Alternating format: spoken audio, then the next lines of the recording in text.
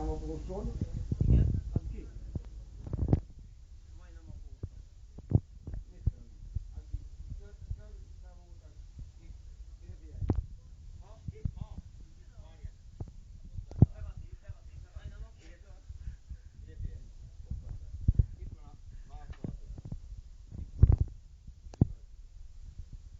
Ez az óra festéke. Igen? Nem túl. Ha a másik oldal a festéket, akkor már túl.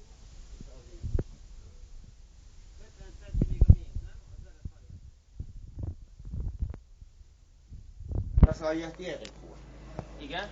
Mondtam, hogy...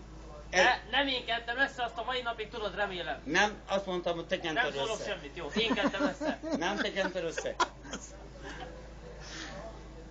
Figyelj, azt mondtam, Én hogy... vigyáztam rá, mert le volt takarva nejlonnal, ott voltál vagy nem voltál? Nem voltam ott. Mert Nem dolgozni voltál, mert én letakartam nejlonnal, vigyáztam rá. Csak lyukas volt a Aki nejlon. utána jött, és utána kente második sorra, azt kente össze a bokrot. És meg... Én nem azt mondtam, hogy te kented össze. Meg a tyúkra, amikor beszóltam, hogy levágom, én azt megfőzzük. Az volt a második. Azt nem vágom le, még a pulykát se.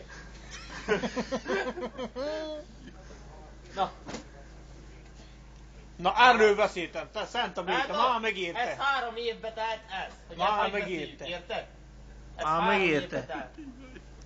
De miatt? Miattok, jó. Én is beismerem. Na most már Miattok. kész. Mert a Zoli, miattatok volt. véget Ez lesz, tuti. Végigvezet.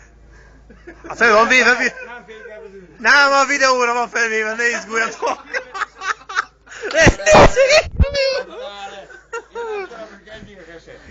De én megbeszélek mindenkivel mindenne, mert én nyílt ember vagyok. Én oda merek állni eléd is, oda merek állni anyád eléd is, Peti elé is. Mondjuk azt nem értem, hogy Peti miért haragudott, mert neki semmi köze nem volt hozzá. Érted? Dehogy nem. Övé. Övé? Is. Jó, oké. Övé is. Jó, na. Tudomásul vettük. Jó? De hol a kukorica? De hol a... Hol a kukorica? De most tényleg most kamuzol, vagy tényleg rajta van? Nem. Az nagyon hülye vagy. Na most melyik nem? Ki az a marha? Jött meg! Nem a kukorica volt, te hülye. Az őség.